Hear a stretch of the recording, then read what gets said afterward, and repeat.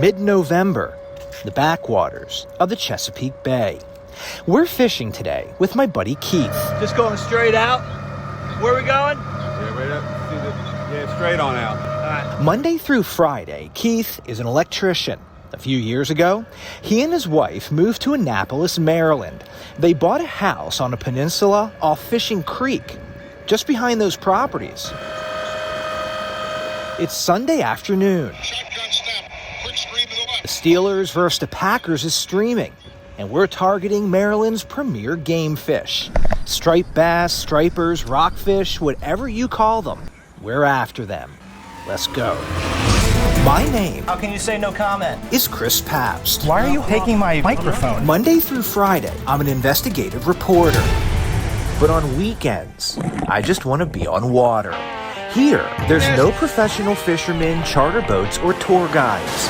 It's just everyday anglers in search of those hidden limits. For mid-November, it's not a bad day. Upper 40s and partly sunny. However, we're 36 hours removed from a strong cold front that came through. As the barometric pressure dropped, so did the high temperatures. We went from the mid-70s to the high 40s. There's birds around. Good sign. Now, the ideal time to fish would have been right before the cold front came through, or 3 or 4 days after. Green Bay moving third and 11 at its own 33, trailing by 1. But with kids and a full-time job, you gotta get out when you can, which usually means weekends.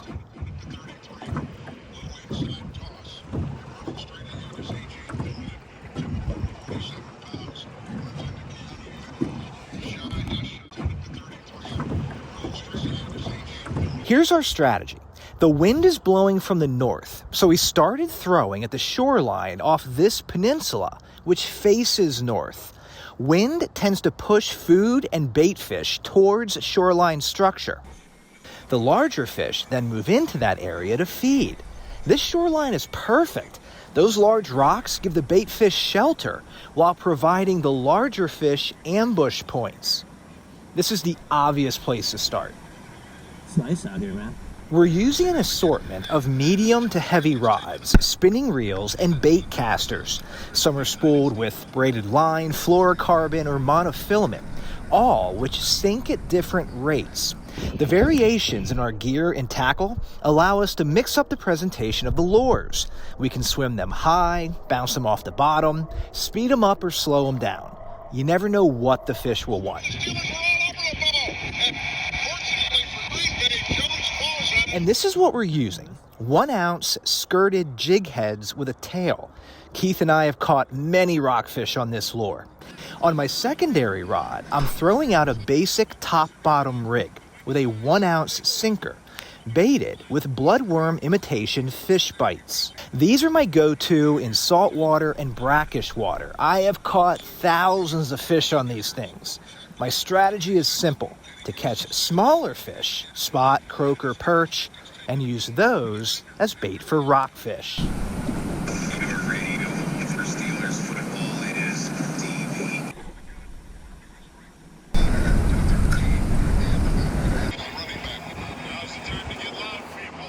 Okay, so this day didn't quite start as we had planned. We fished these rocks for about 20 minutes and no action.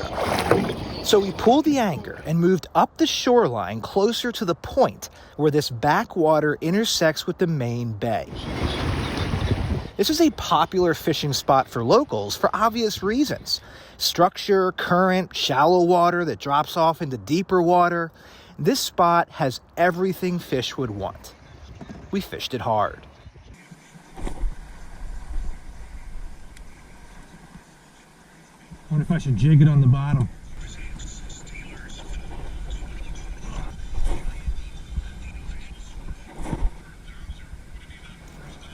"40 minutes later, still nothing. I'm not getting any hits on this. The fish bites weren't even touched. Literally, not touched.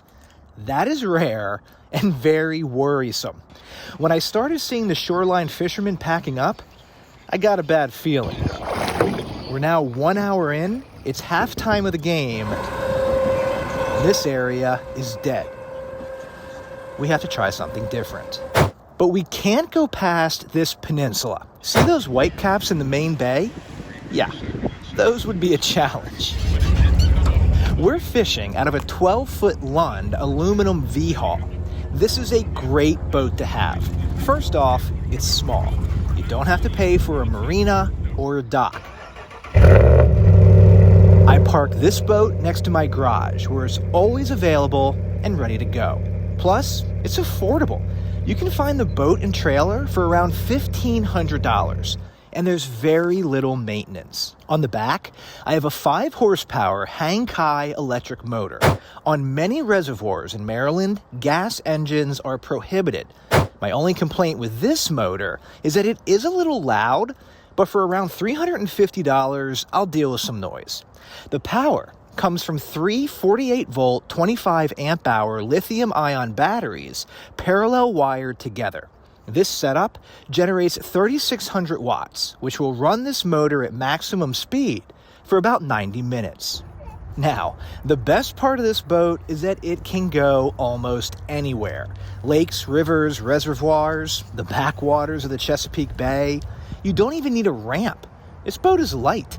2 people can pick it up and drop it in the water. It even has handles. Yeah, this boat can go just about anywhere, except white caps.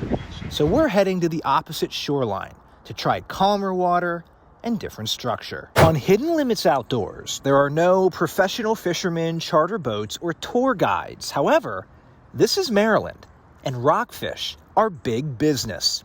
So if you're in Annapolis, you really should consider booking a charter boat. Okay, it's a good one.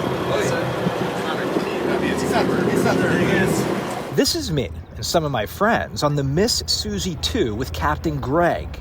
No, this is not an ad. I'm not getting paid. The Susie 2 is just my boat. Every time on this charter, we have caught our limit of rockfish.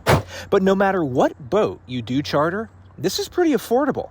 A 6-hour trip for 6 people runs around $800, about $130 a person, to spend the day on the Chesapeake Bay catching rockfish. It's a no-brainer. Plus, you can take home some big fillets, and rockfish is expensive to buy. The current limit on a charter boat is down to 1 fish per person. When this picture was taken a few years ago, it was 2 fish per person. That change, which many say did not need to happen, is hurting Maryland's fishing industry.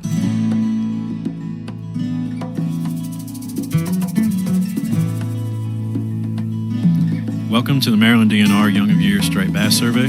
The state of Maryland surveys the population of young rockfish each year by netting them in traditional spawning areas and counting them. These are the results going back to 1954. You can see the 2023 numbers were some of the lowest on record. Why? We've used the same method since 1954. The same survey helped document the decline of striped bass populations in the 70s and 80s. Well, if you ask the Department of Natural Resources, they will say the climate is changing, causing the water in the bay to warm, and fewer juvenile rockfish are surviving to adulthood. As a result, the state could impose significant harvest restrictions. Each site is visited 3 times per summer, and 2 samples are collected at each visit. But if you talk to charter boat captains, many of them will tell you the rockfish populations are not declining. They're catching as many as ever.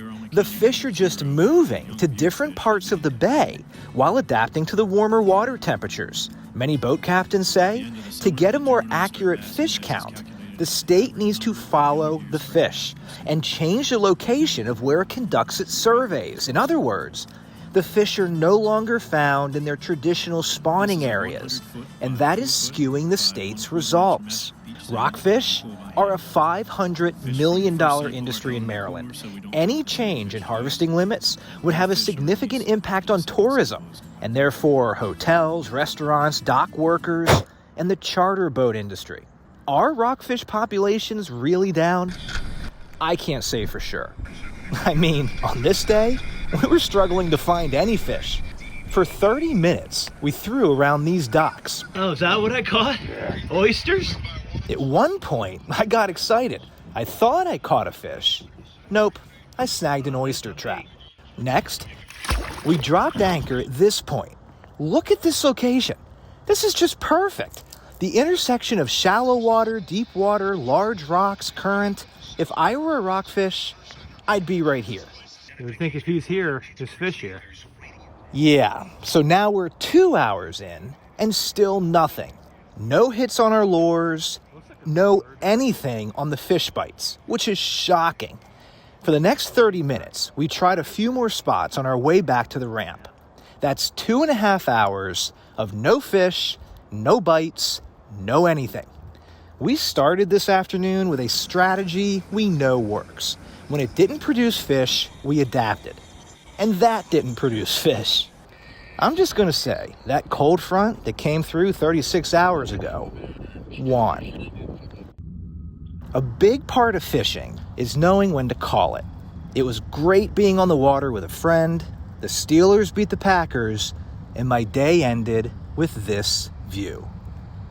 I'll call it a win. Thanks for watching. I'm Chris Pabst, and this is Hidden Limits Outdoors.